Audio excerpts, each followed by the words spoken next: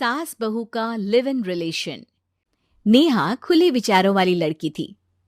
अरे नेहा, क्या दिन में सोती है? ससुराल में ऐसा नहीं चलेगा, वहां तो काम करना पड़ेगा। काम जितना काम होगा कर लूंगी माँ, पर अगर कोई ये कहे कि सारा आराम छोड़कर सिर्फ काम ही करना है तो ना भी ना, मुझे नहीं करनी शादी। अरे कैसी बात कर रही हो? आकर नहा लो, मैं नाश्ता लगा देती हूँ, फिर तुम्हें कॉलेज भी तो जाना है। नेहा कॉलेज के लिए निकल जाती है। वो सोचने लगती है कि ससुराल में वो कैसे मैनेज करेगी। क्या हुआ नेहा, परेशान लग रही हो? अरे यार, तू तो मुझे जानती है ना, मुझे अपनी लाइफ बिल्कुल परफेक्ट चाहिए, लेकिन लग नहीं रहा लोग मानेंगे। यार, कहीं मेरी शादी ऐसे घर ना हो जाए जहां मेरी जिंदगी ही नरक हो जाए। अरे मैंने ना कल एक इंग्लिश फिल्म देखी थी, उसमें भी कुछ ऐसी ही समस्या थी हीरोइन की। अच्छा, तो फिर क्या किया उसने? उसने तो अपने होने वाले पति से साफ साफ कह दिया कि वो पहले उसके घर कुछ दिन तक बिना शादी के रह कर देखेगी, और अगर ठीक लगा तो ठीक, वरना तेरे मेरे रास्ते अलग। अरे हाँ यार, ये तो बिल्कुल सही आइडिया दे रही है तू मुझे। चल मैं तो चली, थैंक्स यार, तूने मेरी प्रॉब्लम सॉल्व कर दी। ये बोलकर नेहा खुशी खुशी वहां से निकल जाती है, लेकिन पीछे से उस अरे नेहा, नहीं नहीं, कुछ नहीं सुनना मुझे, ये बोलकर वो वहां से चली जाती है। हे भगवान, पूरी बात सुने बिना ही चली गई। अरे वो तो विदेशी फिल्म थी, वहां सब चलता है, लेकिन ये तो भारत है, सभ्यता और संस्कारों वाला देश, जहां शादी से पहले लड़की को ससुराल में नहीं रखा जाता। खैर, नेहा मस्त होकर घर आती है। नेहा, कल तुझे लड़के वाले देखने आने वाले हैं, और हाँ, इस बार कोई बहाना नहीं चलेगा। हाँ हाँ, आने दो आने दो, मैं तैयार हूं शादी के लिए। अगले दिन लड़के वाले आते हैं, जहां लड़का कहता है, मुझे अकेले में लड़की से कुछ पूछना है। हाँ हाँ, क्यों नहीं बेटा, जाओ नेहा, घर तो दिखा दो इन्हें। नेहा भी खुश हो जाती है कि उसे मौका मिल गया है लड़के से शर्त रखने का।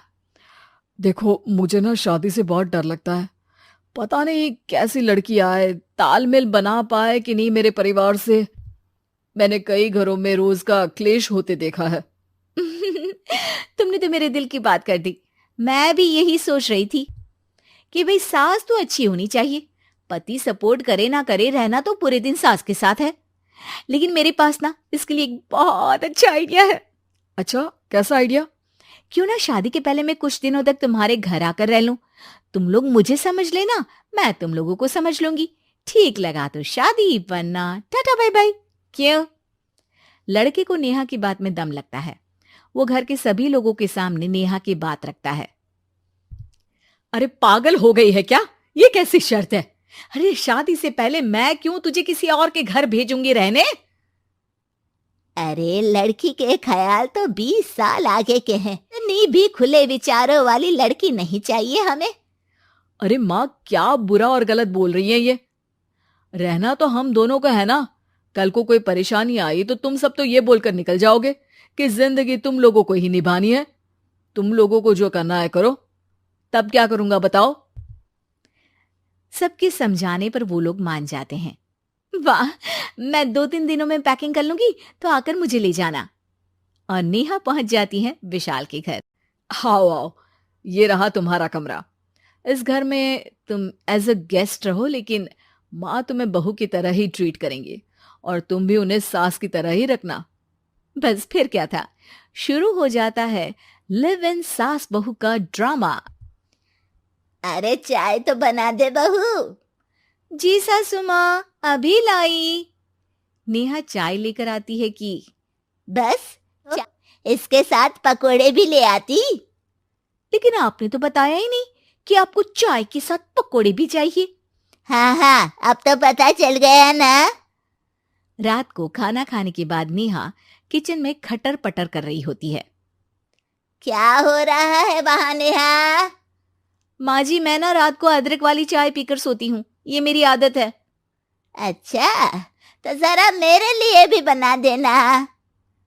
दोनों सास बहू रात को चाय पीती हैं। अगले दिन, नेहा, मैं मंदिर जा रही हूँ, मेरी साड़ी निकाल कर बेड पर रख दे।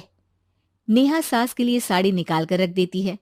वो देखती है कि उसके आने के बाद से सास ने घर का कोई भी काम करना छोड़ दिया है। यार मैं क्या करूं? ऐसा ससुराल तो मुझे नहीं चाहिए था जिसमें मैं ही सारा काम करूं। मैं तो ऐसा घर चाहती हूं जहां सास और बहू दो मिलकर किचन में काम करें। हे भगवान, रात को चाय पी ली, पेट में गैस बन गई, अब तो चला भी नहीं जा रहा है।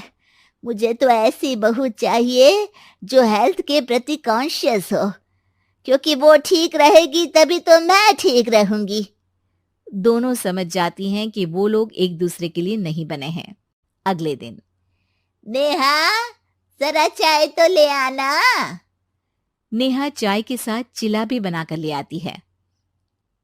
सास खा पीकर सो जाती है।